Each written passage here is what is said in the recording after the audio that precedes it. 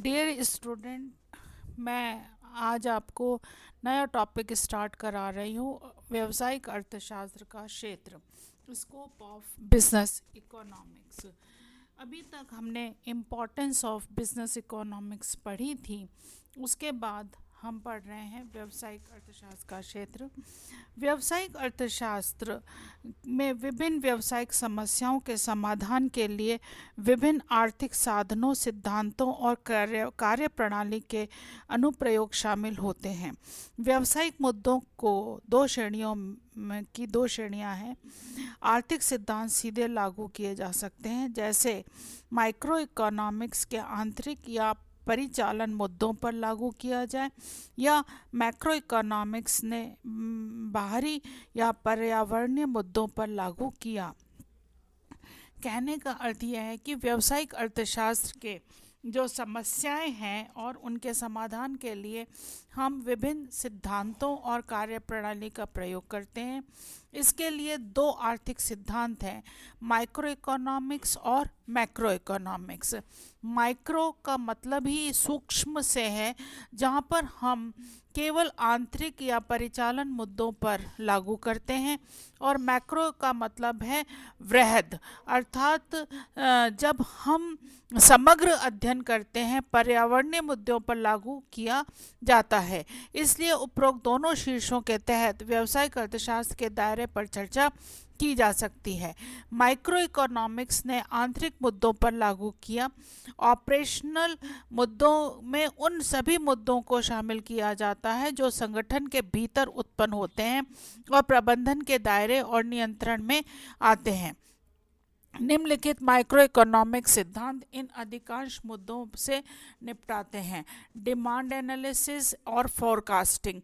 जब भी हम किसी व्यक्तिगत फर्म के बारे में अध्ययन करते हैं तो ये होता है कि वो फर्म जिस वस्तु का उत्पादन कर रही है, भविष्य में उसकी डिमांड क्या होगी, उसके लिए हम फोरकास्ट करते हैं और डिमांड एनालिसिस करते हैं।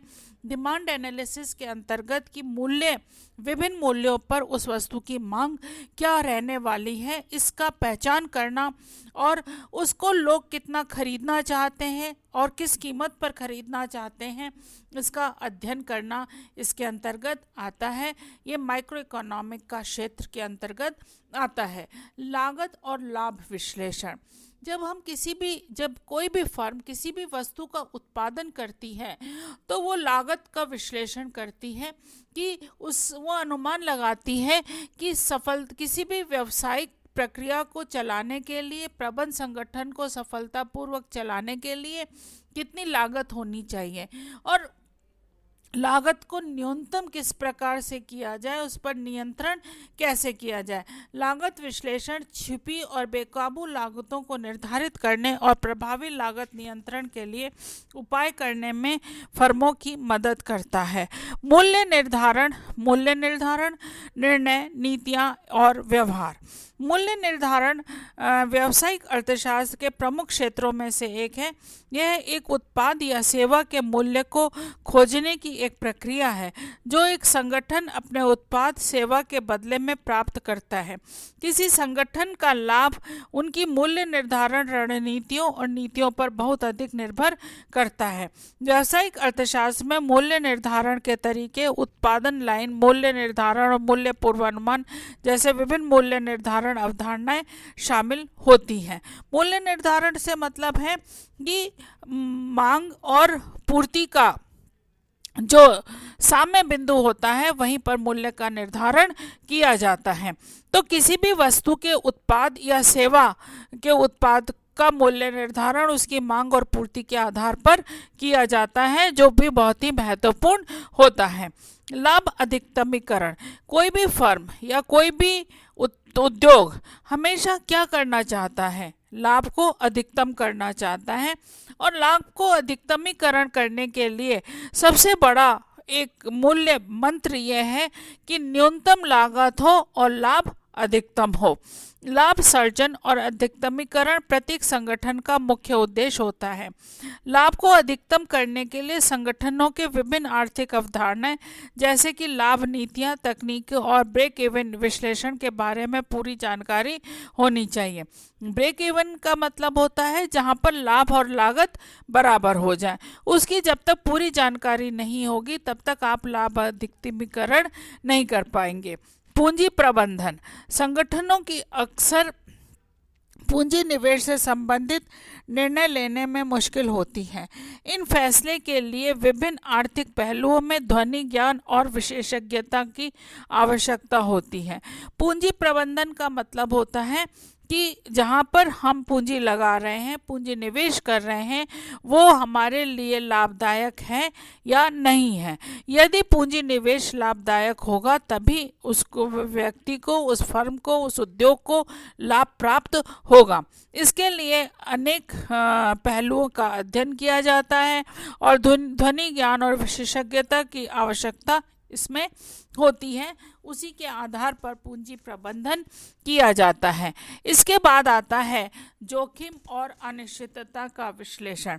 व्यापार आमतौर पर जोखिम और अनिश्चितता की स्थितियों के तहत काम करते हैं, क्योंकि जब भी कोई विनियोजक पूंजी विनियोग करता है तो जोखिम और अनिश्चितता की स्थिति रहती है कि कभी उसे लाभ मिलेगा या नहीं मिलेगा। ये सारी बातें उस पर निर्भर करती हैं। जोखिम और अनिश्चितताओं का विश्लेषण व्यवसाय फर्म की कुशल निर्णय लेने और पिछले डेटा, वर्तमान जानकारी और भविष्य की भविष्यवाणी के आधार पर योजना तैयार करने में मदद करता है। माइक्रो इकोनॉमिक्स के बाद आता है मैक्रो इकोनॉमिक्स, जो समग्र अर्थशास्त्र है। मैक्रो इकोनॉमिक्स बाहरी मुद्दों पर लागू किया जाता है, जैसे पर्यावरणीय कारकों का व्यवसाय के कामकाज और प्रदर्शन पर महत्वपूर्ण प्रभाव पड़ता है। व्यापार मैक्रो इकोनॉमिक कारकों का प्रमुख दायरा इससे संबंधित होता है। व्यापार चक्र के आर्थिक प्रणाली चरण का प्रकार राष्ट्रीय आय, रोजगार, मूल्य, बचत और निवेश में सामान्य रुझान होता है। यदि व्यापार चक्र में तेजी की स्थिति होती है तो लोग अधिक से अधिक पूंजी विनियोजित करते हैं, निवेश करते हैं, जिससे उनको लाभ प्राप्त होता है। अधिक लोगों को रोजगार मिलता है, मूल्य में वृद्धि होती है, बचत कम होती है, राष्ट्रीय आय में वृद्धि होती है। ये यदि तेजी की स्थिति है तो उस समय होगा, और यदि मंदी की स्थिति है तो बेरोजगारी बढ़ेगी, मूल्य कम होंगे और इसके साथ ही साथ निवेश कम होंगे, उत्पादन कम होगा और बेरोजगारी और बढ़ती चली जाएगी। तो मंदी की स्थिति बहुत भयावह स्थिति होती है जो कि देश में उत्पादन कम करती है, बेरोजगारी को बढ़ाती है।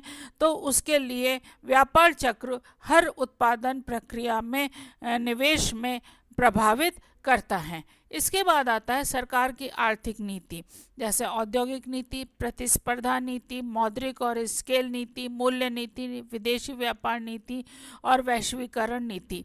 ये सारी नीतियाँ, जो भी उनके नियम हैं, वो किसको प्रभावित करते हैं? इन सभी फर्म, उद्योग के उत्पादन को प्रभावित करते हैं। वित्तीय क्षेत्र और पूंजी बाजार का कार्य करना। यदि पूंजी बाजार ऋण पर ब्याज की दरें बढ़ा रहा है तो ऐसी स्थिति में विनियोग कम होगा, और यदि ब्याज की दरें कम है तो विनियोग बढ़ेगा। ट्रेड यूनियन, निर्माता, उपभोक्ता यूनियनों और सहकारी समितियों जैसे सामाजिक आर्थिक संगठन, ये भी फर्म की उत्पादन क्षमता को प्रभावित करते हैं, उनके निवेश को प्रभावित करते हैं। सामाजिक और राजनीतिक वातावरण, जैसे यदि राजनीतिक वातावरण, सरकार बार बार बदल रही है, सरकार सही रूप से निर्णय नहीं ले रही है।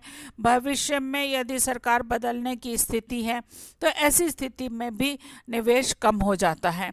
इन वर्तमान और भविष्य पर्यावरणीय कारकों पर विचार किए बिना व्यावसायिक निर्णय नहीं लिए जा सकते, क्योंकि फर्म के प्रबंधन का इन कारकों पर कोई नियंत्रण नहीं है। इसलिए इसे अपने प्रतिकूल प्रभावों को कम करने के लिए अपनी नीतियों को भी ट्यून करना चाहिए।